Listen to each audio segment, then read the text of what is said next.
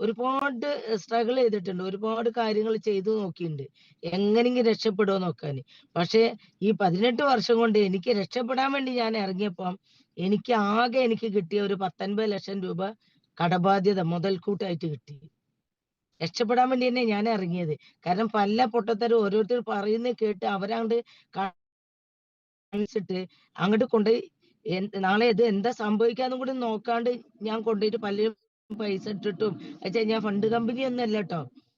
ഞാനൊരു കമ്പനീന്റെ ഫ്രാഞ്ചൈസി എടുത്തിട്ടൊക്കെ ശരിക്കും പറഞ്ഞ എന്നെ അത്രയും വേണ്ടപ്പെട്ട ആളുകൾ അവരെ ഒരിക്കലും എന്നെ ചതിക്കൂല എന്നൊരു വിശ്വാസി. പക്ഷെ അവർ ചതിക്കാൻ വേണ്ടി ചെയ്തതായിരിക്കൂല, യാദൃശ്ചികമായിട്ട് പറ്റിപ്പോയതായിരിക്കും.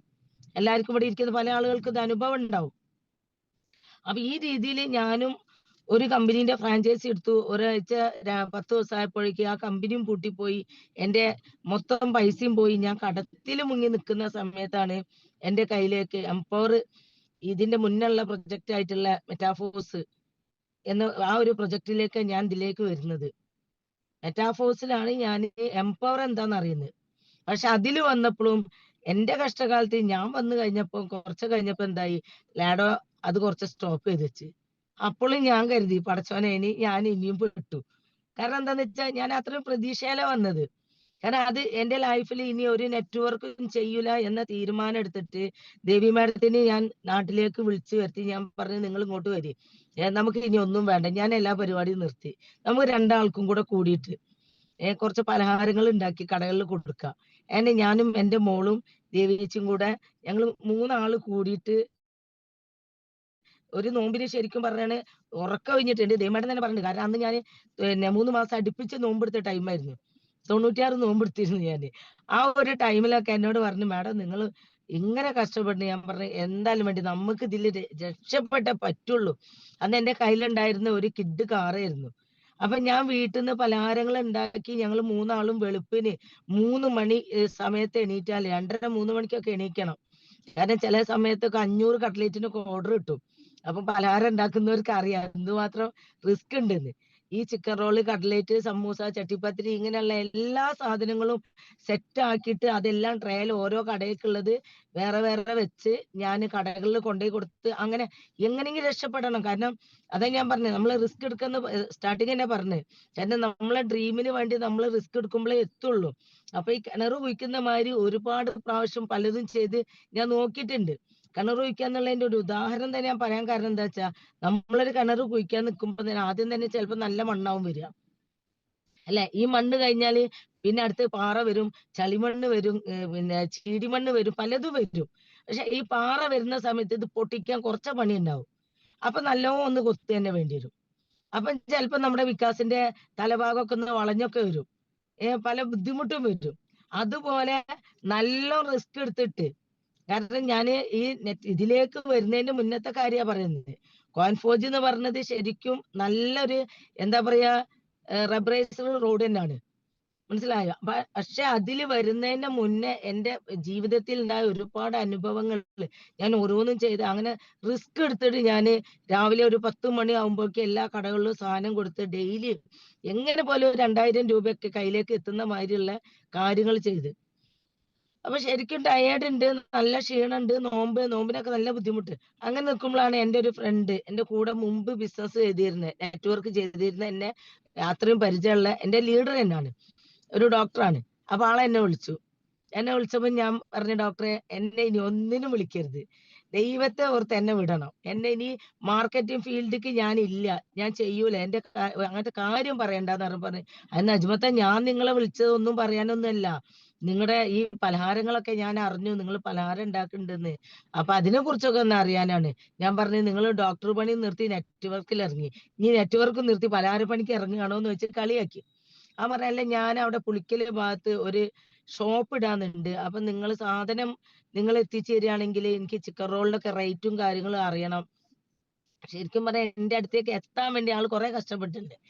അവൻ ഞാൻ പറഞ്ഞ് ഞാൻ പറഞ്ഞു തരാം, അല്ല ഞാൻ വരാം, ഞാൻ വീട്ടിലേക്ക് വരാം, നിങ്ങൾ ലൊക്കേഷൻ അയക്കാറ്. ആ ശരി, കുറച്ച് ചിക്കൻ റോളിന്റെ ഓർഡർ അല്ലേ, ഡെയിലി കിട്ടും ചെയ്യല്ലോ, ഷോപ്പിലേക്കല്ലേ. ആ ഒരു മൈൻഡ് സെറ്റിലാണ് ആളെ ഞാൻ എന്റെ വീട്ടിലേക്ക് വരാൻ വേണ്ടി ലൊക്കേഷൻ ഇട്ട് കൊടുത്തത്. അപ്പൊ ആളുടെ കൂടെ പണ്ട് ആംബേ ചെയ്തിരുന്ന ലീഡർ ഉണ്ട്. എനിക്ക് പരിചയമുള്ളത്. ഞങ്ങൾ ഒരുമിച്ച് ഒരു കമ്പനി ചെയ്ത. ഇവർ 2 പേരാണ് എന്റെ വീട്ടിലേക്ക് വരുന്നത്. അപ്പൊ തന്നെ എനിക്ക് ഒരു സ്പെല്ലിംഗ് മിസ്റ്റേക്ക് ആയി. ഇവർ 2 പേരെ കണ്ടപ്പോ, ശരി എന്തായാലും ഞാൻ വരാൻ പറഞ്ഞതല്ലേ. വന്ന് ഇരുന്ന് ആദ്യം അവര് ഇതിനെക്കുറിച്ചൊക്കെ ചോദിച്ചിട്ട് എന്നോട് പറഞ്ഞ്, "നജ്മത്ത നെറ്റ്‌വർക്ക് നിങ്ങൾ ചെയ്യണ്ട. നെറ്റ്‌വർക്ക് ഞങ്ങളും ചെയ്യുന്നില്ല. ഞങ്ങള് കുറച്ച് ഡിജിറ്റൽ അസറ്റുകൾ വാങ്ങി വെച്ചിട്ട്, അത് ആളുകൾക്ക് വാങ്ങിക്കൊടുത്തിട്ട് അതിലൂടെ പ്രോഫിറ്റ്." ആള് ബ്ലോക്ക് ചെയിനെ കുറിച്ചിട്ടും ഡീസെൻട്രലൈസ്ഡിനെ കുറിച്ചിട്ടും ഒക്കെ പറഞ്ഞ സമയത്ത് എന്റെ ലൈഫിൽ ഞാൻ കേൾക്കാത്ത കാര്യങ്ങളാണ് ഈ കേൾക്കുന്നത്. ഞാൻ പറഞ്ഞു, "എന്റെ സാറേ എനിക്കിതൊന്നും തലേ കേറുന്നില്ല" എന്ന് പറഞ്ഞപ്പോ എന്റെ മകൾ എന്നോട് പറഞ്ഞു, "ഉമ്മ ഇത് കുഴപ്പമില്ല ട്ടോ. ഇത് നിങ്ങളുടെ മറ്റു കമ്പനി നിന്ന് പോണ മാതിരി ഒരിക്കലും നിന്ന് പോവില്ല. ഉമ്മ ഒന്ന് നോക്കിക്കാൻ" പറഞ്ഞു. "മോളെ ഇനി ഉമ്മ അതിൽക്ക് ഇല്ല. മതി. ഉമ്മക്ക് ഇനി ആൾക്കാരോട് പറയാൻ വയ്യ." കാരണം ഇത് മാറ്റി മാറ്റി പറയുമ്പോ നമ്മുടെ ഫേസ് വാല്യൂ പോവാണ് അവിടെ. ഒരു പിന്നെ ഒരു കൊല്ലത്തിൽ ചെന്നിട്ട് സ്മാർട്ട് ബാൻഡിന്റെ കഥ പറയുമ്പോ അടുത്ത കൊല്ലം ഇവോന്റെ കഥ പറഞ്ഞ് അതിന്റെ മുന്നത്തെ കൊല്ലം പറഞ്ഞത് ആർഎംപിന്റെ കഥയാണ്. ഇത് കഥ മാറ്റി പറയുന്ന പറയുന്ന ഒരു വ്യക്തിയാണ്. നിങ്ങൾക്ക് എല്ലാവർക്കും ഈ ബുദ്ധിമുട്ടുണ്ടായിട്ടുണ്ടാവും.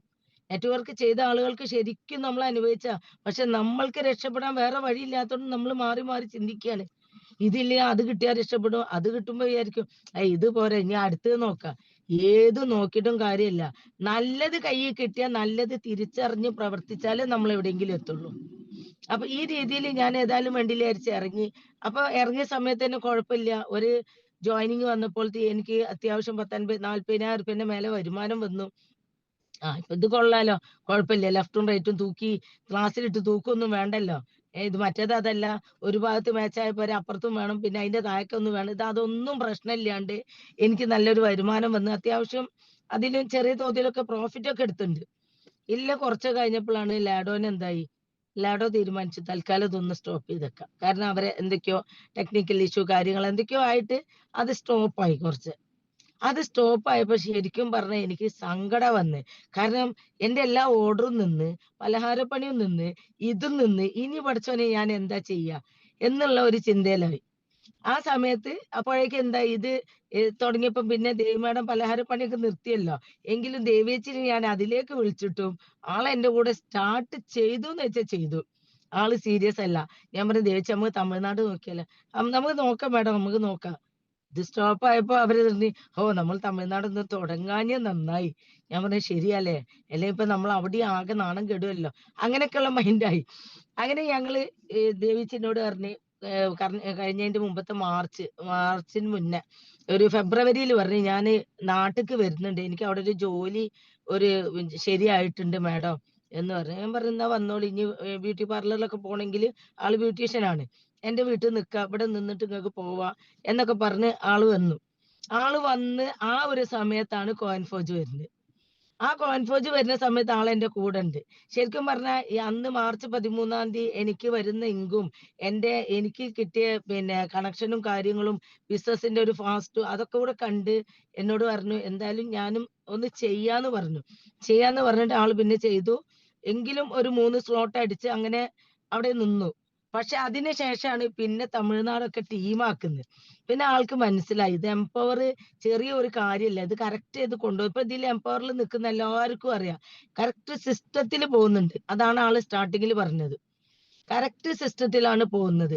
പക്ഷെ നമ്മൾ ആ കറക്റ്റ് സിസ്റ്റത്തിൽ നമ്മളും കേറി നിന്നാലേ നമുക്ക് എവിടെ എത്താൻ പറ്റുള്ളൂ. കാരണം ഞാൻ എല്ലാ കൊല്ലവും ജനുവരി 1-ാം തീയതി ഒരുപാട് ഡ്രീമൊക്കെ ഞാൻ എഴുതി വെക്കും. ഈ കൊല്ലം എനിക്ക് അങ്ങനെ ആവണം, ഈ കൊല്ലം ഇങ്ങനെ ആവണം. ഇവിടെ നിങ്ങളും കുറേ എഴുതി വെച്ച ആൾക്കാരാവും. ഈ കഴിഞ്ഞ ജനുവരി നമ്മൾ എന്താന്ന് വെച്ചാല് ഡിസംബർ 31 കൂടി നമ്മൾ തീരുമാനം എടുക്കും. കഴിഞ്ഞതൊക്കെ കഴിഞ്ഞ്. അടുത്ത കൊല്ലം ഞാൻ പൊളിക്കും. ഞാൻ മാറും. ഞാൻ അങ്ങനെ ചെയ്യും. ഞാൻ ഇങ്ങനെ ചെയ്യും. ഞാൻ പൈസ ഉണ്ടാക്കും. ഞാൻ എന്റെ ഹെൽത്ത് സെറ്റ് ആക്കും. ഞാന് പിന്നെ വാക്കിങ്ങിന് പോവും. പലേ ആളുകളും പലതും പല തരത്തിലുള്ള ഡ്രീം എല്ലാം നമ്മുടെ ഡ്രീം തന്നെയാണല്ലോ. നമ്മുടെ ആഗ്രഹങ്ങളൊക്കെ നമ്മൾ എഴുതി വെക്കുന്നുണ്ട്. പക്ഷെ ഈ ആഗ്രഹത്തിനൊത്ത് നമ്മൾ മാറുന്നില്ല. പക്ഷെ 2026 കഴിഞ്ഞ 2025 വരെ ഞാൻ എഴുതിയതൊക്കെ വെറുതെ ആയെങ്കിലും 2026 ഞാൻ എന്തൊക്കെയാണോ എഴുതിയത്, ഞാൻ എന്തൊക്കെയാണോ തീരുമാനിച്ചത്, അത് എനിക്ക് ചെയ്യാൻ പറ്റിക്കൊണ്ടിരിക്കുന്നുണ്ട്. അത് ചെയ്യാൻ പറ്റിയ മറ്റൊന്നുമല്ല. ഈ കോയിൻ ഫോർജ് എന്ന് പറഞ്ഞ ഈ ഒരു പ്രസ്ഥാനവും എംപവർ എന്ന് പറഞ്ഞ കമ്മ്യൂണിറ്റിന്റെ കൂടെ നിന്ന ഒരൊറ്റക്കാരനാണ്. കാരണം എന്താന്ന് വെച്ചാല് എനിക്ക് 2026 ജനുവരി 17-ാം തീയതി അത് നിങ്ങൾക്ക് എല്ലാവർക്കും അറിയുന്ന കാര്യമാണ്. ഞാൻ ഉംറക്ക് പോയത് ല്ലേ. ഞാൻ ഒരിക്കലും ഉംറക്ക് പോകാൻ വേണ്ടി തയ്യാറായി പൈസ കെട്ടി നിന്ന ആളല്ല. കാരണം നമ്മളുടെ ഉള്ളിൽ ആഗ്രഹങ്ങൾ ഉണ്ടെങ്കിൽ നമ്മൾ എന്താണോ ചിന്തിക്കുന്നത്, കാരണം ഞാൻ എന്തെങ്കിലും ഒന്നാമത് ഞാൻ ചിന്തിക്കുന്നത് എന്താന്ന് വെച്ചാല്, ഞാൻ ആർക്ക് എന്ത് കിട്ടിയാലും എനിക്ക് ഭയങ്കര ഹാപ്പിയാ. മറ്റുള്ളവന്റെ സന്തോഷത്തിൽ ഞാൻ പങ്കുചേരലുണ്ട്. നിങ്ങളൊക്കെ അങ്ങനെ തന്നെ ആയിരിക്കും. നമ്മൾ ആദ്യം ചെയ്യേണ്ടത് നമ്മുടെ മൈൻഡിൽ അതാ വേണ്ടി. ഒരാൾക്ക് സന്തോഷം വരുമ്പോ, ഓ അവന് കിട്ടി, എനിക്ക് കിട്ടിയില്ലല്ലോ, കുശുമ്പുണ്ടല്ലോ, അത് നമുക്ക് ആർക്കും പാടില്ല. ഞമ്മക്കില്ലെങ്കിൽ നമ്മളെ ചുറ്റിപ്പറ്റിയുള്ള ആളുകൾക്ക് ഉണ്ടായിരിക്കും. നമ്മളെ നോക്കണ്ട. കാരണം നമ്മൾ വിജയിക്കുമ്പോ പല ആളുകളും കുശുമ്പായിട്ട് നിൽക്കും. പല ആളുകൾക്കും ഒന്ന് അപ്രിഷിയേറ്റ് ചെയ്യാൻ വരെ ബുദ്ധിമുട്ടാകും. മനസ്സിലായോ? ജസ്റ്റ് ഒരു എന്തെങ്കിലും വേണ്ട, 1,00,000 രൂപ ഇൻകം വാങ്ങിയെന്ന് പറയുമ്പോ ജസ്റ്റ് അവനൊന്ന് വിളിച്ച് ഒരു കൺഗ്രാജുലേഷൻ പറയുന്നതിലൊന്നും ഒരു തെറ്റില്ല. മനസ്സിലായോ? ഇത് ചെയ്യാൻ ഒരുവിധം ആളുകൾക്കൊന്നും മനസ്സ് സമ്മതിക്കില്ല. ഞാൻ ഇത്രയായിട്ട് എനിക്കൊന്നും കിട്ടിയില്ല. ഞാൻ എവിടെ എത്തിയില്ല. എന്നിട്ട് അവരായി. ഈ ഒരു ചിന്താഗതി. പക്ഷെ ഞാൻ ആദ്യം തന്നെ എനിക്കുണ്ടായിരുന്ന ഒരു കാര്യം എന്താച്ചാ, ആര് തന്നെ അച്ചീവ് ചെയ്താലും, ആര് തന്നെ വിജയിച്ചാലും, ഈ നെറ്റ്വർക്ക് മേഖല എന്നല്ല ട്ടോ. ഇനി എന്റെ ഫാമിലിയിലാണെങ്കിലും ഞാൻ എപ്പോഴും ഞാൻ നല്ലതേ പറയാറുള്ളൂ. കാരണം ഞാൻ വിചാരിക്കും നാളെ അത് എന്റെ അടുത്ത് വരും. ഇന്ന് അവർക്ക് കിട്ടിയിട്ടുണ്ട്, നാളെ അത് എനിക്ക് കിട്ടും എന്നുള്ള ഉറച്ച തീരുമാനത്തിൽ തന്നെ ഇത്ര കാലം ഞാൻ ജീവിച്ചു. അതുകൊണ്ട് തന്നെ ഇന്ന് ഈ 2026 എന്ന് പറയുന്നത് അത് ശരിക്കും എന്റെ വർഷാണ്. ഞാൻ അങ്ങനെ തീരുമാനിച്ചു. അത് എനിക്ക് വേണ്ടിയിട്ട് പടച്ചോൻ 2026 എന്റെ ആയുസ്സ് നീട്ടിയിട്ട് തന്ന് എനിക്ക് വേണ്ടി കുറെ കാര്യങ്ങള് നീ ചെയ്യെന്ന് പറഞ്ഞു തന്ന ഇത് നിങ്ങളുടെയും വർഷാണ്. അത് നിങ്ങൾ തീരുമാനിക്കണം. ഞാൻ എന്റെ വർഷം എന്നുള്ളത് ഞാൻ തീരുമാനിക്കണേ. അപ്പൊ ഞാൻ അതിൽ എന്റെ ഏറ്റവും വലിയൊരു അച്ചീവ്മെന്റ് എന്ന് വെച്ചാൽ എന്റെ കടങ്ങള്. ഞാൻ ഒരുപാട് 10% വരെ ഇൻട്രസ്റ്റ് കൊടുത്ത ആളാണ്. ഞാൻ സ്റ്റാർട്ടിങ്ങിൽ പറഞ്ഞല്ലോ, 50,00,000 രൂപ കടബാധ്യത വന്നിട്ട് പിടിച്ചു നിൽക്കാൻ പറ്റാണ്ട് ഞാൻ ചെയ്ത മാതിരിയുള്ള റിസ്ക് നിങ്ങൾ ആരും ചെയ്തിട്ടുണ്ട്. ഇവിടെ ഒരുപാട് ഒരുപാട് എന്റെ സഹോദരന്മാര് ഇരിക്കുന്നുണ്ട്. ഇവരൊക്കെ കേൾക്കുമ്പോൾ നിജമത്തെ ഇത് എങ്ങനെ ചെയ്തു എന്ന് ചിലപ്പോ എന്നോട് ചോദിക്കും. കാരണം കടം വന്ന് പിടിച്ചെക്കാൻ പറ്റായിട്ട് റെന്റിന് വണ്ടി എടുത്തിട്ട് ആ വണ്ടി കൊണ്ടുപോയി കയറ്റി വെച്ചിട്ട് അച്ഛാ റെന്റ് കൊടുക്കണം, ഇൻട്രസ്റ്റിനാ വെക്കുന്നത്, അല്ലാതെ വണ്ടി പണയത്തിനല്ല വെക്കുന്നത്. ചെയ്യുന്നത് വണ്ടി കൊണ്ടുപോയി വെച്ചിട്ട് വണ്ടി കൊടുത്തിട്ട് സെക്യൂരിറ്റി ആയിട്ട് കൊടുത്തിട്ടാണ് പലിശക്ക് പൈസ വാങ്ങിയിരുന്നത്. അപ്പൊ ഒരു വണ്ടിന്റെ വാടകയും കൊടുക്കണം, ഇൻട്രസ്റ്റും പിന്നെ പലിശയും കൊടുക്കണം. അല്ലെ? ഇത് രണ്ടും കൊടുക്കുന്നത് എത്ര ലക്ഷത്തിനാ നോക്കണം. ഒരു 2,00,000 2,50,000 രൂപ കിട്ടണമെങ്കിൽ 20,000 രൂപ വണ്ടിക്ക് വാടകയും കൊടുക്കണം. 10% ഇൻട്രസ്റ്റ് ആണെങ്കിൽ ആ ഇൻട്രസ്റ്റും കൊടുക്കണം. ഏറി കഴിഞ്ഞാൽ 2,00,000 ഞാൻ 40,000 കൊടുത്ത് അങ്ങനെ വരെ റിസ്ക് എടുത്തിട്ടുണ്ട്. അപ്പോൾ എന്നോട് പലരും ചോദിച്ചു, നീ എന്ത് പോക്കാ പോണേ, എവിടുക്കാ പോണേ, ഇത് എന്താ ഇതിന്റെ അവസ്ഥ? ഞാൻ ഒറ്റ കാര്യം പറഞ്ഞുള്ളൂ, ഇതൊക്കെ ഞാൻ ചെയ്യുന്നുണ്ടെങ്കിൽ എന്തെങ്കിലുമൊക്കെ ആവും. കാരണം കടം വാങ്ങി കടം വീട്ടിയിട്ടാണ് എന്റെ കടം കൂടിയത്. എനിക്ക് 28,00,000 രൂപ കടമുള്ള ഞാന് കഴിഞ്ഞ വർഷം നോക്കുമ്പോൾ ടോട്ടൽ ഞാൻ കൂട്ടി നോക്കും 50,00,000 മേലെ കടം വന്നു.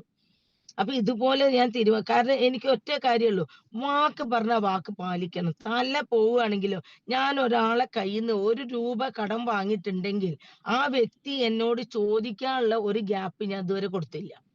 അത് എന്നെ അറിയാവുന്ന ആളുകൾക്ക് അറിയാം. അതെല്ലാരും പറയും. അവക്ക് എത്ര കടം ഉണ്ടായിക്കോട്ടെ, കടം ധൈര്യമായിട്ട് കൊടുക്കുക, സമയത്തിന് കിട്ടുമെന്ന്. എങ്ങനെ കൊടുക്കണ്? ഇതാണ് അവസ്ഥ. എങ്കിലും ഞാൻ എന്ത് റിസ്ക് എടുത്തും ഞാൻ കടം വാങ്ങിയിട്ട് തന്നെ കടം വീട്ടിയിട്ട്, കാരണം എല്ലാരും നമുക്ക് വിശ്വസിച്ച് തരുന്ന നമ്മുടെ വാക്കിന് വില ഉണ്ടെങ്കിൽ നമുക്ക് എവിടെയും പിടിച്ചു നിൽക്കാൻ പറ്റുള്ളൂ. അപ്പൊ ഞാന് വാങ്ങിയ ആളുകൾക്ക് അവരോട് പറഞ്ഞ സമയത്തിന്റെ 1 മണിക്കൂർ മുന്നേ ഞാൻ അത് എത്തിച്ചു കൊടുക്കും.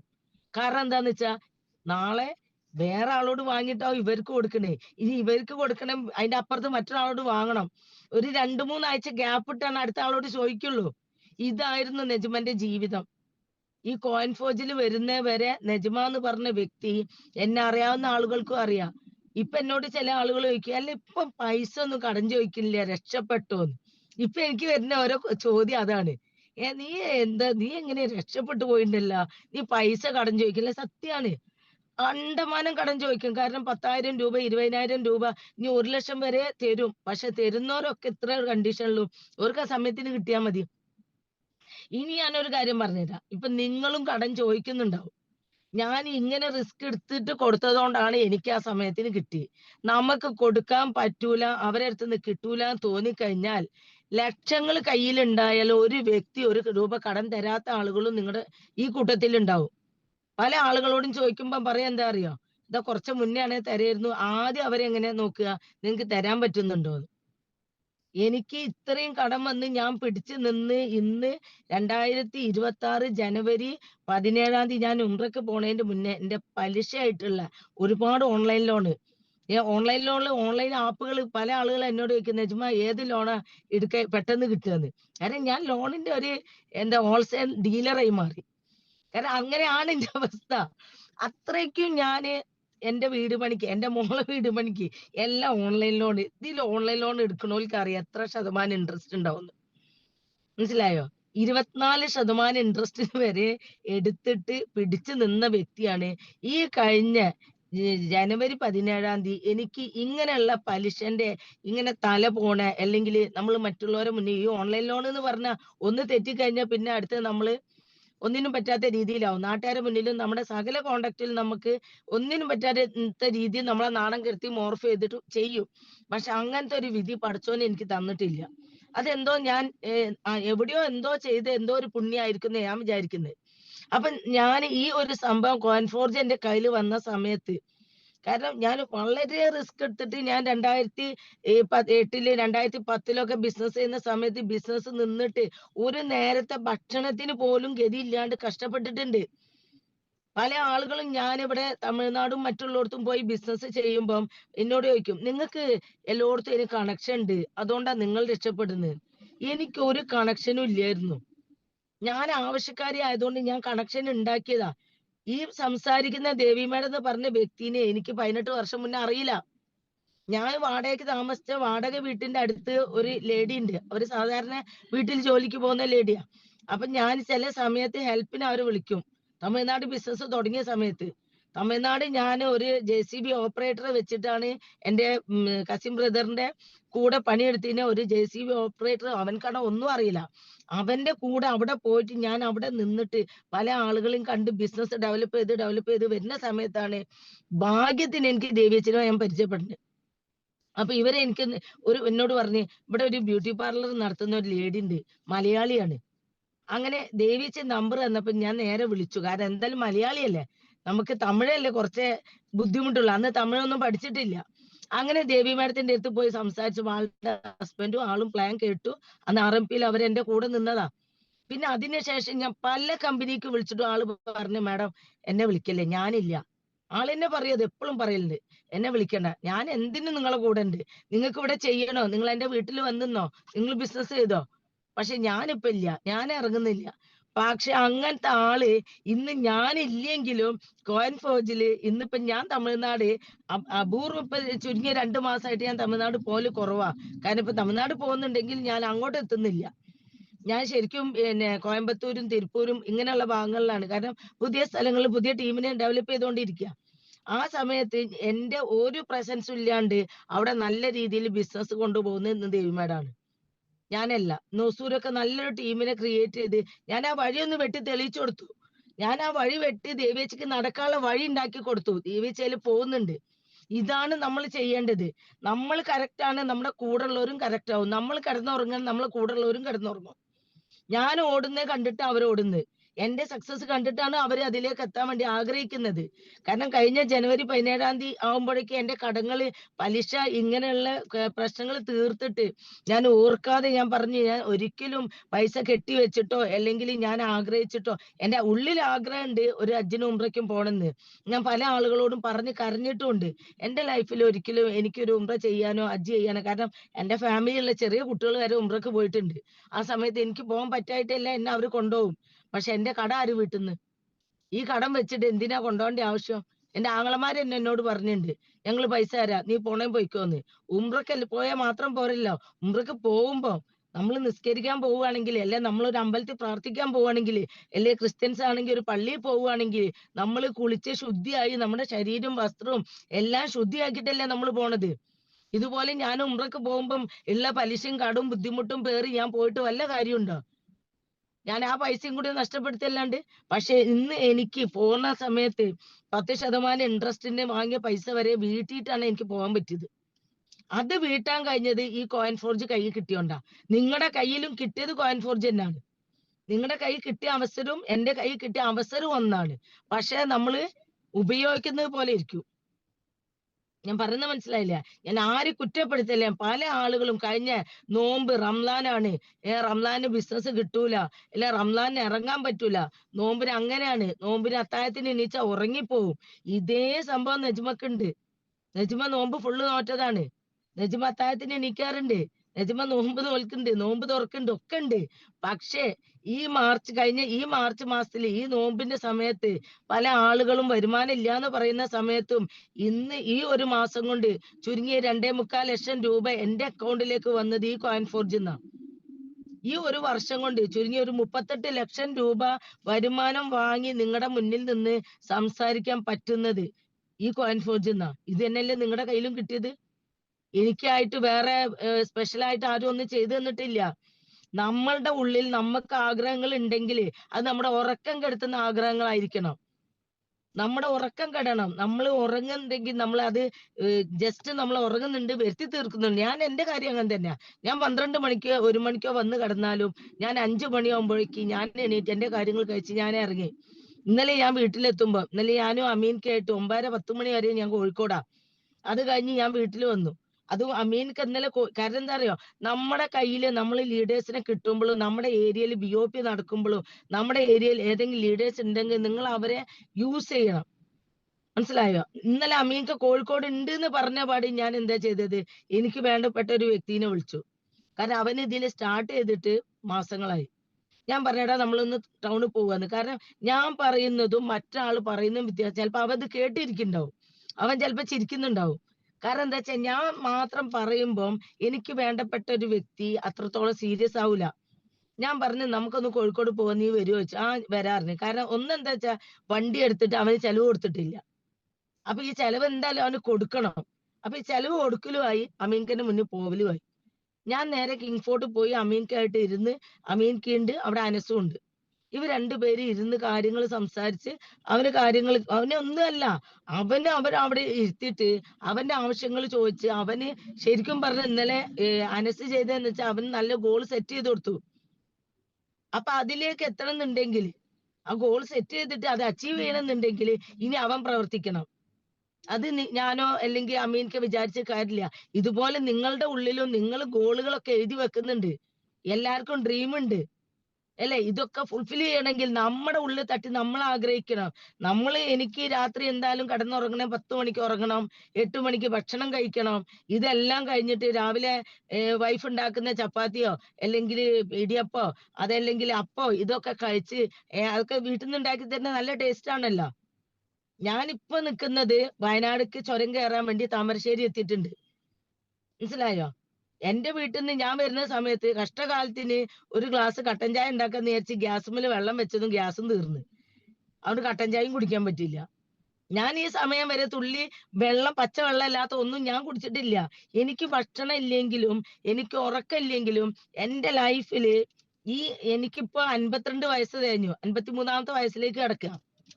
ഈ ഈ പ്രായത്തിൽ 10 52 വയസ്സായ എനിക്ക് ഈ ഒരു പ്രായത്തില് എനിക്ക് വേറെ എന്ത് ചെയ്തിട്ടും എന്റെ കയ്യിലുള്ള ഇന്നത്തെ ഈ കടബാധ്യത വീട്ടാൻ പറ്റൂലെന്ന് എനിക്ക് ഉറച്ച തീരുമാനമാണ്.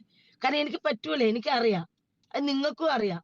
നിങ്ങളുടെ ഏജ് ഓരോരുത്തരും ഇവിടെ 50ഉം 45ഉം 35ഉം ഒക്കെ ഉള്ള ആൾക്കാരാണ്. നിങ്ങൾ ചിന്തിക്കുക. നിങ്ങൾ പോകുന്ന രീതിയിൽ പോയാൽ നിങ്ങൾക്ക് രക്ഷപ്പെടാൻ പറ്റുന്നുണ്ടെങ്കിൽ നമുക്ക് പോകാം. ഒരിക്കലും പറ്റൂല മക്കളെ. അത് ഗ്യാരണ്ടിയാണ്. ഇന്ന് ഞാൻ എന്റെ കടങ്ങൾ വീട്ടി ഇന്ന് ഞാൻ ഇരുന്ന് സംസാരിക്കുന്നത് 20 ലക്ഷം രൂപ വിലയുള്ള എന്റെ കിയ വണ്ടി കഴിഞ്ഞ 2 ദിവസം മുമ്പ് നിങ്ങൾ വീഡിയോസ് കണ്ടിട്ടുണ്ടാവൂലേ? ആ വീഡിയോയിൽ ഞാൻ നല്ല ചിരിച്ച് സന്തോഷത്തിൽ ഇരിക്കുന്നുണ്ട്. അത് ആത്മാർത്ഥമായിട്ട് തന്നെ ചിരിക്കണേ. കാരണം ഞാൻ ഓർത്തത് ഇവിടെ ചിരി വന്നേന്ന്. കാരണം ഭയങ്കര സന്തോഷത്തിലാണ് ഞാൻ അന്നേരം. കാരണം എന്റെ ലൈഫില് ഇത്രയും വലിയൊരു അച്ചീവ്മെന്റ് വേറെ ഇല്ല.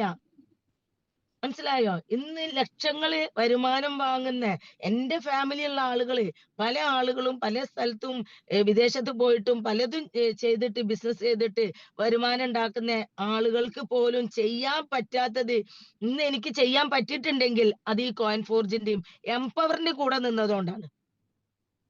ഇന്ന് ഞാൻ ഇത്രയും എന്റെ വണ്ടിയിൽ ഇന്നലെ ഞാൻ ഈ പറഞ്ഞ വ്യക്തി കയറിയപ്പോ അവൻ പറഞ്ഞു ഉമ്മ ഇതിൽ ഇനി എക്സ്ട്രാ ആയിട്ട് ഒന്നും വെക്കാനില്ല. ഒരു അഡീഷണൽ ഫിറ്റിങ്സ് ഇതിൽ വേണ്ട. എന്നെ ഉമ്മാന്നാ വിളിക്കുക. എന്റെ സ്വന്തക്കാര് തന്നെ. എന്റെ മരുമോന്റെ ബന്ധുവാണ്, അനിയനാണ്. അപ്പൊ എന്റെ അടുത്തത് പറഞ്ഞപ്പോ ഞാൻ പറഞ്ഞ്, ഇല്ലടാ ഞാനൊന്നും വെച്ചിട്ടില്ല.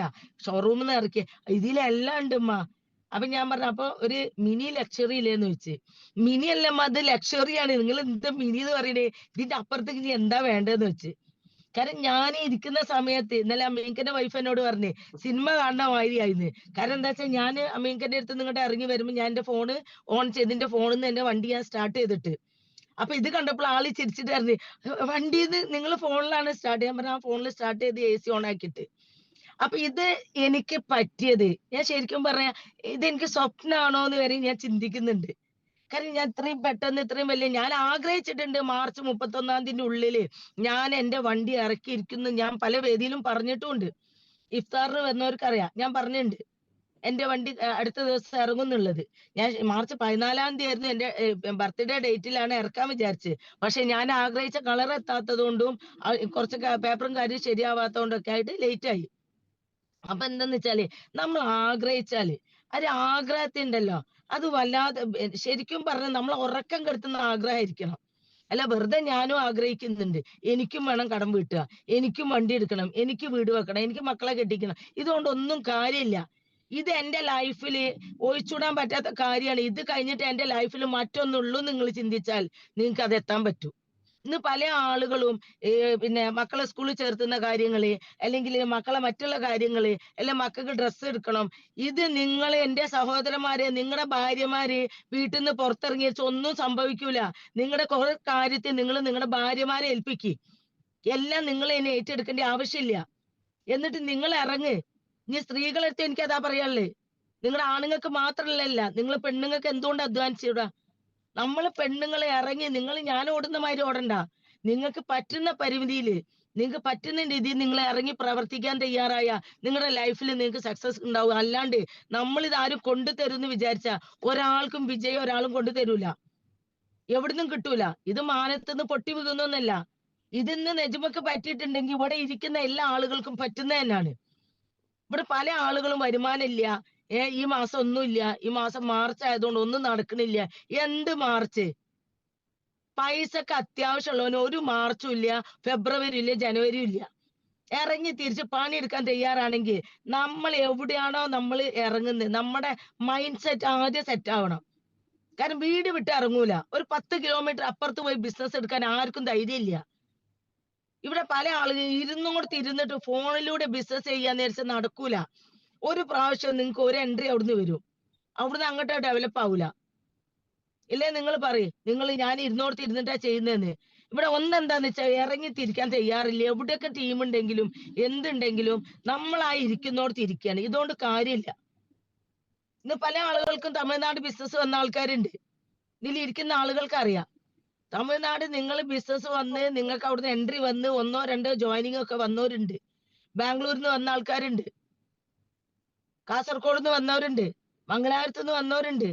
നിങ്ങൾ അവിടെ പോയി നിൽക്കുന്നുണ്ടോ? ഒരു 2 3 4 ദിവസം നിങ്ങൾ അവിടെ നിന്നിട്ട് നിങ്ങളുടെ ടീമിന്റെ കൂടെ അവർക്ക് വരുമാനം ഉണ്ടാക്കി കൊടുക്കാൻ നിങ്ങൾ നിൽക്കുകയാണെങ്കിൽ അവരുണ്ടല്ലോ ഈ ജന്മത്തിൽ നിങ്ങളെ മറക്കൂല. ഇന്ന് ദേവിമാഡം എന്നെ കുറിച്ച് പറയുന്നുണ്ടെങ്കിൽ ഇന്ന് ഞാൻ അവിടെ പോയിട്ട് ഒരു വീട് എടുത്തിട്ട്, ഇന്നിപ്പോ വീട് വെറുതെ വാടക അവിടെ കൊടുക്കുക, പക്ഷെ ആ വീട് ഞാൻ ഒഴിവാക്കൂല. കാരണം എനിക്ക് അവിടെയും വേണം, എല്ലായിടത്തും വേണം. ഇനി അടുത്ത വീട് ഞാൻ തിരുപ്പൂർ എടുക്കാൻ പോവുക, തിരുപ്പൂർ ടീം ഉണ്ടാക്കാൻ നിൽക്കുക. അപ്പൊ ഇതുപോലെ എല്ലാ സ്ഥലത്തും ഓരോ വീട് വാടകയ്ക്ക് എടുത്ത് നിന്ന് ഞാൻ ചെയ്യുന്നുണ്ട്. നിങ്ങൾ വീട് വാടകയ്ക്ക് എടുക്കണം, അറ്റ്ലീസ്റ്റ് നിങ്ങൾ ഒരു ഹോട്ടലിൽ റൂം എടുത്ത് നിൽക്ക്. എന്നിട്ടേ നിങ്ങൾ 2 ദിവസം നിന്ന് പ്രവർത്തിക്ക്. നിങ്ങൾ വീട്ടിൽ നിന്ന് ഇറങ്ങ്, നിങ്ങളുടെ ഡ്രസ്സ് സാധനം എടുത്ത് ഇറങ്ങ്, പുറത്തേക്ക് ഇറങ്ങ്. നമുക്ക് എവിടെയാണോ നമുക്ക് നിന്നിട്ട്, പ്രത്യേകിച്ച് നമ്മുടെ വീട്ടിൽ നിന്ന് എന്ത് വന്നാലും വീട്ടുകാർ, നിങ്ങളുടെ ഭാര്യമാരും കേൾക്കുന്നുണ്ടാവും അല്ലെ, ഇവിടെയുള്ള സഹോദരിമാർക്ക് ഭർത്താക്കന്മാര് കേൾക്കുന്നുണ്ടാവും. നമ്മുടെ വീട്ടിൽ നമുക്ക് നെഗറ്റീവാണ്. നമ്മുടെ വീട്ടിൽ വന്നാൽ നമുക്ക് കഷ്ടപ്പാടിന്റെ കഥ പറയാനേ നേരം ഉണ്ടാവുള്ളൂ. നിങ്ങൾ വന്നു കയറിയാല് നിങ്ങളുടെ ഭാര്യമാർക്ക്, കാരണം ഓല് മറ്റാരോടാ പറയാൻ, നിങ്ങളോടല്ലാണ്ട്. നിങ്ങൾ ചെയ്ത് കാണിച്ചു കൊടുക്കണം. നിങ്ങൾ അവരുടെ ആവശ്യങ്ങൾ നടത്തി കൊടുക്കുക. അവർ നിങ്ങളടുത്ത് നെഗറ്റീവ് പറയാൻ വരില്ല. ഒരു പ്രാവശ്യം നിങ്ങൾ ഇറങ്ങിയിട്ട് നിങ്ങൾ അവരുടെ ആവശ്യങ്ങൾക്ക്, അല്ലെ അവരുടെ കറക്റ്റ് EMI മറ്റുള്ളവ അടയ്ക്കാൻ, എന്ന് പല സഹോദരിമാരും പ്രശ്നം എന്താ, ഒരു ദിവസം ഇസാഫ് ആണെങ്കിൽ ഒരു ദിവസം ആശീർവാദാവും, അല്ലെ മുത്തൂറ്റാവും. ഇപ്പൊ ഇതിനൊക്കെ പൈസ വേണം. ഇതൊക്കെ എവിടുന്നാ കിട്ടുന്നേ? ഇതിനല്ലേ വീട്ടിൽ അടി ഉണ്ടാവണേ. നിങ്ങൾ ചെവി കൊടുക്കാണ്ട് ഇറങ്ങിപ്പോവും. ഇവർക്ക് ആരാ കൊടുക്കുക? ഇത് കൊടുക്കാൻ നിങ്ങളുടെ കയ്യിൽ ഇല്ല. ഇത് ഉണ്ടാക്കണമെന്നുണ്ടെങ്കിൽ നിങ്ങൾ ഇറങ്ങ്. ഇവിടെ ശരിക്കും പറഞ്ഞ ആളുകൾ നമ്മളെ നാട്ടില് ആദ്യം നിർത്തേണ്ടത് ഈ മൈക്രോ ഫിനാൻസ് ലോണാണ്. കാരണം ഞാൻ ഇന്നലെ എന്നൊരു വ്യക്തി വിളിച്ചിട്ട് മൈക്രോ ഫിനാൻസിന്റെ കാര്യം പറയുമ്പോൾ ഞാൻ ചിന്തിച്ച കാര്യം, ഈ ഒടുക്കത്തെ ലോണാണ് മനുഷ്യന്മാരെ മടിയന്മാരാക്കുന്നത്. കാരണം ഇവരിങ്ങനെ കൊടുക്കുകയാണ്, ഇത് കിട്ടും. എന്തെങ്കിലും ഒരു ആധാർ കാർഡും ഒരു ID കാർഡും കൊണ്ടുപോയി ഒരാൾ സാക്ഷി എന്നാ പൈസ കിട്ടി. പിന്നെ ഇത് അടയ്ക്കുന്ന സമയത്തുള്ള പ്രശ്നം വേറെ. അപ്പൊ എന്താവും, ഇത് അടയ്ക്കാൻ പറ്റില്ല, ഇതെല്ലാം കൂടെ അട്ടിമേൽ അട്ടിയാവും, ലാസ്റ്റ് മറ്റേ നിർത്തി ഇത് അടയ്ക്കും. കഴിഞ്ഞ നെജ്മന്റെ ജന്മത്തിക്കാ നിങ്ങളൊക്കെ പോണത്. നിങ്ങൾ എല്ലാവരും ഇതിലേക്ക് ഈ കഷ്ടകാലത്തേക്ക് പോവാതിരിക്കാൻ എന്റെ അനുഭവം ഞാൻ പറയുന്നത്. 28 ലക്ഷം കടമുള്ള എനിക്ക് 50 ലക്ഷം ആയിട്ടുണ്ടെങ്കിൽ ഈ ഒരൊറ്റ റൊട്ടേഷനാണ് എന്നെ കടക്കാരിയാക്കിയത്. നാളെ നിങ്ങൾ ഇതിലേക്കാ പോകുന്നത്. നിങ്ങൾ ഇവിടുന്ന് വാങ്ങിയിട്ട് നിങ്ങൾ ആദ്യം ചെറിയൊരു കുഴിയാവും നിങ്ങൾക്ക് ഉണ്ടാവുക. ആ കുഴി തൂർക്കാൻ വേണ്ടി നിങ്ങൾ ഒരുപാട് കുഴി കുത്തേണ്ടി വരും. കാരണം ആ കുഴിയിലേക്ക് മൊത്തം മണ്ണ് കിട്ടൂല, അതിൽ കുറച്ച് കല്ല് വരും, കല്ല് മാറ്റിയിടും, മണ്ണിടും, അപ്പം അടുത്ത കുഴി അതിലും വലുതായി. ലാസ്റ്റ് നിങ്ങൾ കല്ല് വെട്ടിയാൽ ഉണ്ടാവുന്ന കല്ല് വെട്ടിക്കുഴി അറിയല്ലോ, ഇതുപോലത്തെ ഒരു കുഴിയിലാണ് ഞാൻ ഉണ്ടായിരുന്നത്. ഇന്ന് ഞാൻ ആ കുഴി തൂർത്ത് ഏകദേശം മുകളിലേക്ക് എത്തി വരുന്നുണ്ട്. ഇതുപോലെ ഒരു കുഴിയിലേക്കാണ് നിങ്ങളും പോകുന്നത്. നിങ്ങളുടെ ഉറക്കം നിങ്ങൾ ഒഴിവാക്കി. എനിക്ക് അത് മാത്രമേ പറയാനുള്ളൂ. കാരണം ഞാൻ ഉറക്കം എന്ന് പറയാനുള്ള കാരണം, ഈ കഴിഞ്ഞ നോമ്പിന് പല ആളുകളും നോമ്പായി ഉറങ്ങിപ്പോയി, മോർണിംഗ് മീറ്റിന് കയറാൻ പറ്റില്ല. നിങ്ങൾക്ക് ആഗ്രഹം ഉണ്ടെങ്കിൽ, നിങ്ങളുടെ ഉള്ളില് ടെൻഷൻ ഉണ്ടെങ്കിൽ, നിങ്ങൾക്ക് വെറി ഉണ്ടെങ്കിൽ നിങ്ങൾക്ക് ഉറക്കം വരൂല. 7 മണിക്ക് നിങ്ങൾ ചാടി എണീക്കും, നിങ്ങൾ മോർണിംഗ് സൂമിൽ ഉണ്ടാവും. ഇവിടെ മോർണിംഗ് സൂമിന് നമ്മൾ വിളിക്കണം, കേറി. എന്റെ അവസ്ഥ തന്നെ, എന്റെ ടീമിലുള്ള ആൾക്കാരും കണക്കാ. ഇത് ഞാൻ വിളിച്ചിട്ട് എല്ലാ സൂം സ്റ്റാർട്ട് ആയി, നിങ്ങൾ കേറിയില്ല, അതാ കേറുകയാണ്. ആർക്ക് വേണ്ടി കേറുകയാണ്? നമുക്ക് വേണമെങ്കിൽ നമ്മൾ കയറിയാൽ മതി, ഒരാൾക്ക് വേണ്ടി കയറണ്ട. ഇവിടെ അമീൻക്കോ അസീംക്കോ വേണ്ടി ഞാൻ കയറുന്നില്ല. പക്ഷെ ഞാൻ ഓരോ ഫോളോ ചെയ്യുന്നുണ്ട്. ശരിക്കും നമ്മൾ അസീംക്കനെയൊക്കെ ചെന്ത പൂവിട്ട് പൂജിക്കണം. ഞാൻ ശരിക്കും അതാ മനസ്സിലാക്കുന്നത്. റെസ്റ്റ് ഇല്ലാണ്ട് ഫുൾ ടൈം ഓടുകയാണ്. അതേ രീതിയിൽ തന്നെ ഞാൻ ഓടുന്നുണ്ട്. എനിക്ക് ഈ ഓട്ടം വർഷങ്ങളായിട്ടുള്ളതാ. പക്ഷെ ഇന്ന് ഞാൻ ഓടുന്ന ലക്ഷറി കാറിലാണെങ്കിൽ, ഞാൻ കഴിഞ്ഞ 5-6 വർഷം മുന്നേ ചെയ്തിന പല മേഖലയിലും അന്ന് നെജ്മന്റെ കയ്യിൽ കാറില്ല. നേരം വെളുക്കോളും ബസ് സ്റ്റോപ്പിൽ, കോഴിക്കോട് ബസ് സ്റ്റാൻഡിൽ ഇരുന്ന് നേരം വെളുപ്പിച്ചിട്ടുണ്ട്. അങ്കമാലി ബസ് സ്റ്റാൻഡിൽ ഇരുന്നിട്ടുണ്ട്, എറണാകുളം ബസ് സ്റ്റാൻഡിൽ ഇരുന്നിട്ടുണ്ട്. കാരണം ഞാൻ എന്റെ വർക്കൊക്കെ കഴിഞ്ഞ് ഞാൻ വരുന്ന സമയത്ത് ബസ് കിട്ടൂല, അല്ലെ ആ സമയത്താവും. നേരം വെളുക്കോളും ഇരിക്കും. ഒരു പെണ്ണ് നേരം വെളുക്കോളും ബസ് സ്റ്റാൻഡിൽ ഇരിക്കുമ്പം അവിടെ എന്തൊക്കെ ബുദ്ധിമുട്ടുണ്ടാവും എന്നുള്ളത് കുറച്ച് സെൻസ് ഉള്ളവന് ചിന്തിച്ചാൽ മതി. മനസ്സിലായോ? ഒരുപാട് വിഷമങ്ങൾ അനുഭവിച്ചിട്ടുണ്ട്. പഠിച്ചോ ഇന്ന് വരെ ഒരു ആപത്തിൽ എന്നെ കൊണ്ട് എത്തിച്ചിട്ടില്ല. അത് എന്റെ മനസ്സിന്റെ ഒരു ഇതുകൊണ്ടാവും. പഠിച്ചോൻ എന്നെ ഒരു ആപത്തിലേക്കും ഞാനൊന്ന് തവക്കൽ തലല്ല അള്ളാഹ്ക്ക് വിട്ടിട്ട് ഞാൻ ഇരിക്കുന്നത്. കാരണം ഞാൻ എന്റെ കുടുംബം പോറ്റാന്, എന്റെ കഷ്ടപ്പാട്, എന്റെ കടം വിടാനേ ഞാൻ പല മേഖലയിലേക്കും ഇറങ്ങിയത്. പല നെറ്റ്വർക്ക് മാർക്കറ്റിംഗ് കമ്പനി, ഞാൻ ഏറ്റവും കൂടുതൽ ഇവോ എന്ന് പറഞ്ഞ കമ്പനി, സ്മാർട്ട് വേ എന്ന് പറഞ്ഞ കമ്പനി, ഇത് രണ്ടും ഞാൻ ഏറ്റെടുത്ത കമ്പനിയാ. ഞാൻ നല്ലോണം ചെയ്തതുമാണ്. ആ സമയത്തൊന്നും എന്റെ കയ്യിൽ വണ്ടിയില്ല. ആ സമയത്ത് വണ്ടി ഉണ്ടെങ്കിൽ ഞാൻ വണ്ടി ഓട്ടിയിരുന്നു. ഒരു പ്രാവശ്യം എന്റെ കയ്യിൽ നിന്ന് വണ്ടി തട്ടിയതുകൊണ്ട് ലൈസൻസ് കയ്യിലുണ്ട്, വണ്ടി എടുക്കൂല. വണ്ടി മുറ്റത്തുണ്ടെങ്കിലും ഞാൻ വണ്ടി എടുക്കൂല. അങ്ങനെയൊക്കെ ഒരുപാട് അനുഭവങ്ങൾ എനിക്ക് ഉണ്ടായിട്ടുണ്ട്. കോഴിക്കോട് നിന്ന് എനിക്ക് ലീഡർ ഉണ്ടായിരുന്നു, ആള് മരിച്ചുപോയി. ആളെ കൂടെ ഞാൻ വർക്കിന് പോയിക്കുകയാണെങ്കിൽ ആള് ആലപ്പുഴ വർക്കിന് എന്നെ കൂട്ടി പോകും. അങ്കമാലി വർക്ക് ഉണ്ടെങ്കിൽ ആൾ എന്റെ കൂടെ വരും. പത്തനംതിട്ട വർക്കിന് വരും. പക്ഷെ കോട്ടക്കൽ എത്തിക്കഴിഞ്ഞാൽ, ചങ്കുവെട്ടി എത്തിയാൽ ആളുടെ വീട് അവിടെയാ, ആൾ എന്നെ അവിടെ ഇറക്കും. 2 മണിക്കായാലും 3 മണിക്കായാലും ആൾക്കൊരു കുഴപ്പമില്ല. ആളൊരു നെജ്മത്ത, ഇനി നിങ്ങൾ ഇവിടുന്ന് ബസ്സിന് പോയിക്കോളിട്ടോ പറയും. ഓക്കെ, ഞാൻ ഓക്കെ എന്ന് പറയും, ഞാനൊന്നും പറയില്ല. ആ സമയത്ത് ഞാൻ അവിടെ ഇറങ്ങിക്കഴിഞ്ഞാൽ പിന്നെ എനിക്ക് എന്റെ വീട്ടിലേക്ക് എത്തണമെങ്കിൽ കൊണ്ടോട്ടിന്ന് ഒരു 3 കിലോമീറ്റർ ഉള്ളിലോട്ടാണ് എന്റെ വീട്. ഞാൻ ഇപ്പൊ താമസിക്കുന്ന സ്വന്തം വീടാണ്, അതിന്റെ അടുത്ത് വാടക വീടായിരുന്നു അന്ന്. ആ സ്ഥലത്തേക്ക് എത്തണം എന്നുണ്ടെങ്കിൽ കൊണ്ടോട്ടിന്ന് ഓട്ടോ വിളിക്കണം. കൊണ്ടോട്ടിക്ക് എത്താൻ ബസ് കിട്ടൂല, കോഴിക്കോട് ബസ്സാ കിട്ടുക. പിന്നെ രാമനാട്ട് വരെ ഇറങ്ങിയിട്ട് കൊണ്ടോട്ടിക്ക് ബസ് മാറി കയറണം. അപ്പൊ ഞാൻ ഒറ്റ കാര്യം ചെയ്യും, നേരെ കോഴിക്കോട് വരും, ബസ് സ്റ്റാൻഡിൽ ഇരിക്കും. കോഴിക്കോട് നിന്ന് വെളുപ്പിന് ഒരു 4:30-5 മണി സമയത്ത് പാലക്കാടിക്ക് ഫസ്റ്റ് ഒരു ബസ് ഉണ്ട്. പാലക്കാടല്ല, ആദ്യം കോയമ്പത്തൂർ ബസ്സാ. കറക്റ്റ് ബസ് റൂട്ട് എനിക്കറിയാം. ആര് ചോദിച്ചാലും പറഞ്ഞു കൊടുക്കാൻ കഴിയും. കാരണം എന്താ വെച്ചാൽ ബസ് സ്റ്റാൻഡിൽ ഇരുന്നിട്ടല്ലേ ഇങ്ങനെ ഓടിക്കളിക്കുന്നത്. അപ്പൊ പുലർച്ചക്കുള്ള ആ ബസ്സിന് ഞാൻ വന്ന് കൊണ്ടോട്ടി എത്തുമ്പോഴത്തെ ഏകദേശം 5:30-6 മണിയാകുമ്പോ, നേരം വെളുക്കുന്ന സമയത്ത് ഞാൻ എത്തും. ഞാൻ പറയുന്ന ഒരു കാര്യങ്ങൾ നിന്ന് മനസ്സിലാക്കണം. ഇന്ന് ഞാൻ 20 ലക്ഷത്തിന്റെ വണ്ടിയിൽ ഇരുന്ന് സംസാരിക്കുന്നുണ്ടെങ്കിൽ എന്നെ ആ രീതിയിലേക്ക് എത്തിച്ചത് ഈ ഒരൊറ്റ കാരണമാണ്. മനസ്സിലായോ? ഞാൻ അതിന് മാത്രം കഷ്ടപ്പെട്ടോണ്ട് പടച്ചോൻ എനിക്ക് തന്ന്. ഇതുപോലെ നിങ്ങളും കഷ്ടപ്പെടാൻ തയ്യാറാവ്. അരിച്ച് നിങ്ങൾ നേരം വെളുക്കോളം ബസ് സ്റ്റാൻഡിൽ ഇരുന്ന് വെച്ച കാര്യമില്ല. നിങ്ങൾ നിങ്ങളുടെ ടീമിന്റെ കൂടെ ഇറങ്ങ്. എവിടെയാണ് വർക്കുള്ള വെച്ചാ അവിടെ പോ. ചിലപ്പോ നിങ്ങൾക്ക് കിടക്കാൻ സ്ഥലം കിട്ടിയില്ല വരും. ഉള്ളോടത്ത് അഡ്ജസ്റ്റ് ചെയ്യേണ്ടി വരും. റൂം എടുക്കാൻ പൈസ ഉണ്ടായില്ല എന്ന് വരും. നമ്മൾ ടീമിന്റെ മുന്നിൽ കാണിക്കാൻ പറ്റൂലല്ലോ. ഇതൊക്കെ ഞാൻ അനുഭവിച്ചതാണ്. അങ്കമാലി അത്താണിയിൽ ഒരു കോൺവെന്റ് എനിക്കായിട്ട് ഞാൻ ഏത് സമയത്ത് ചെന്നാലും ഇപ്പോഴും എന്നെ അവര് വിളിക്കും. ഇപ്പൊ മാഡം വരുന്നില്ലല്ലോന്ന്. ഇപ്പൊ മാഡത്തിന് അതിന്റെ ആവശ്യമില്ല. ഇന്ന് എവിടെയെങ്കിലും പോയാല് ഒരു 3 സ്റ്റാറോ 5 സ്റ്റാറോ ഹോട്ടലിൽ പോയി റൂം എടുക്കാനുള്ള പൈസ ഇന്ന് എന്റെ കയ്യിലുണ്ട്. അന്ന് എന്റെ കയ്യിൽ അതില്ലായിരുന്നു. അന്ന് 150 രൂപ കൊടുത്ത ഒരു ബെഡ് കിട്ടും അവിടെ. ആ ഒരു ബെഡിന് വേണ്ടിയിട്ട് അവിടെ പോകും, അവിടുന്ന് ഫുഡ് കഴിക്കും. ഇങ്ങനെ ഒരുപാട് റിസ്ക് എടുത്തിട്ടാണ് ഇന്ന് ഇവിടെ എത്തിയത്. പല ആളുകളും വിജയിച്ച കഥ കേൾക്കാൻ നല്ല രസാ. പക്ഷെ വിജയിക്കുന്നതിന് മുന്നിൽ കുറച്ച് ബുദ്ധിമുട്ടുണ്ട്. ഈ ബുദ്ധിമുട്ടിന് നിങ്ങളൊക്കെ തയ്യാറാവുകയാണെങ്കിൽ ഇവിടെ വിജയിക്കാൻ അധിക സമയമൊന്നും വേണ്ട. ഞാൻ 18 കൊല്ലം കൊണ്ട് കഷ്ടപ്പെട്ട് വിജയിച്ചിട്ടുണ്ടെങ്കിൽ നിങ്ങൾക്ക് ഇവിടെ 1 കൊല്ലം കൊണ്ട് വിജയിക്കാൻ പറ്റും. അതാ നിങ്ങളുടെ കയ്യിൽ കിട്ടിയ ഓപ്പർച്യൂണിറ്റി. ഇത് നിങ്ങൾ മനസ്സിലാക്ക്. നമ്മൾ വാ തുറന്ന് എന്ന് ബിസിനസ് പറയുന്നോ അന്നേ നമ്മുടെ ബിസിനസ് ഡെവലപ്പ് ആവും. നിങ്ങൾ നിങ്ങളുടെ അപ്ലൈനിന്റെ കാത്തിരുന്നിട്ട് നിങ്ങൾ ഒരിക്കലും എവിടെ എത്തൂല. അപ്ലൈൻ ചെയ്ത് തരുന്നതിനൊക്കെ കണക്കുണ്ട്. അപ്ലൈൻ എത്ര നന്നാക്കി പ്ലാൻ പറഞ്ഞിട്ടും കാര്യമില്ല. ഇത് ക്ലോസ് ആവണേ നിങ്ങൾ ഓരോരുത്തരും മനസ്സ് വെക്കണം. കാരണം നിങ്ങൾ കൊണ്ടുവരുന്ന ആൾക്കാരാ. എന്നാണോ വാ തുറന്ന് നമ്മൾ ബിസിനസ് പറയുന്നത്, എന്നാണോ നമ്മൾ ക്ലോസ് ചെയ്യുന്നത്, എന്നാണോ നമ്മൾ അവർക്ക് കോൺഫിഡൻസ് കൊടുക്കുന്നത്, നിങ്ങൾ കോൺഫിഡൻസ് കൊടുക്കണം. ഇത് എന്ത് വന്നാലും നിന്റെ കൂടെ ഞാനുണ്ട്. നാളെ ഇത് എന്ത് സംഭവിച്ചാലും നിങ്ങൾ കയ്യിൽ നിന്ന് എടുത്തു കൊടുത്താലും നിങ്ങൾക്ക് നഷ്ടമില്ല. ഇത് 80% 50% നിങ്ങൾക്കല്ലേ വരുന്നത്, ഇവിടെ സംഭവിക്കില്ല നമുക്കറിയില്ലേ. നമ്മൾ എന്തിനാ പേടിക്കുന്നേ? ഇവിടെ ഒന്നും സംഭവിക്കാൻ പോണില്ല. ഇവിടെ ഒരിക്കലും നിൽക്കാൻ പോകുന്ന പ്രസ്ഥാനം അല്ലത്.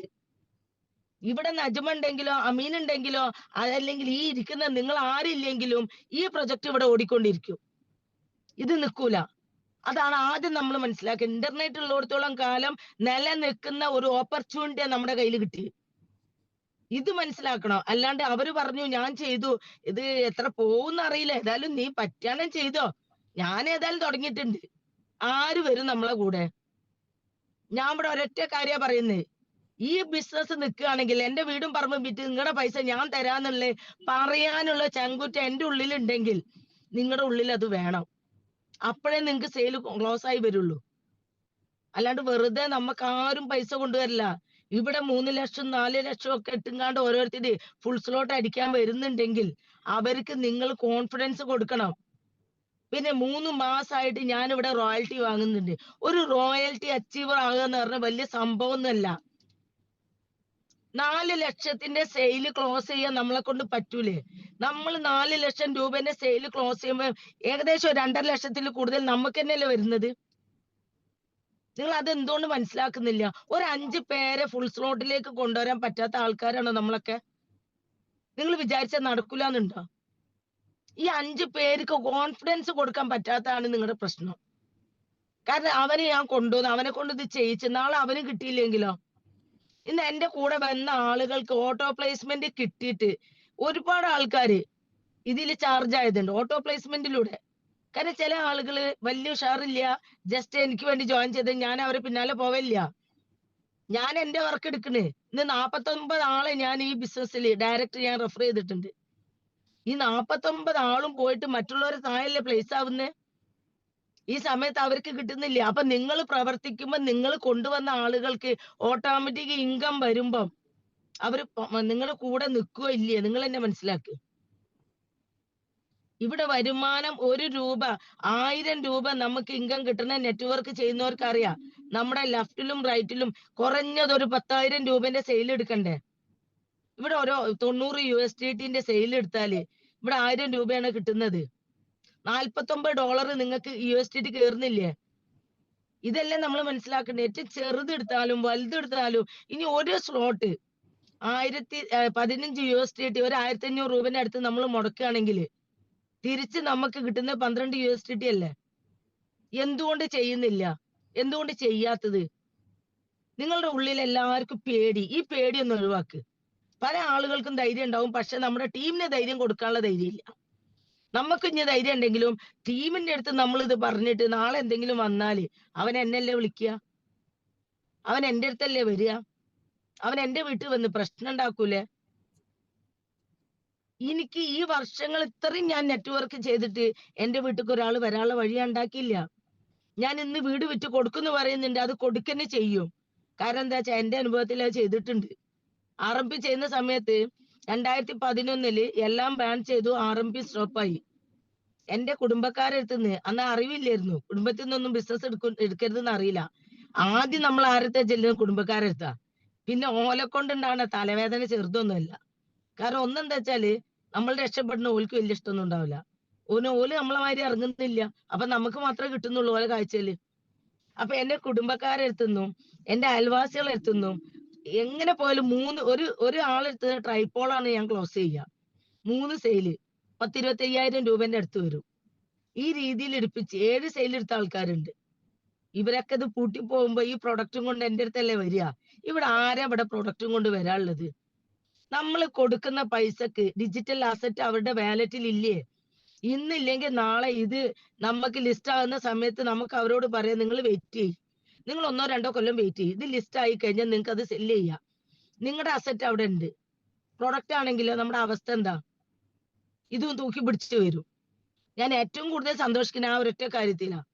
കാരണം ആര് വന്നാലും ഒരു ഡിജിറ്റൽ റിയൽ എസ്റ്റേറ്റാ നമ്മൾ ചെയ്യുന്നത്. നമ്മൾ അസറ്റ് വാങ്ങുന്നു, മറ്റുള്ളവരെ കൊണ്ട് വാങ്ങിപ്പിക്കുന്നു.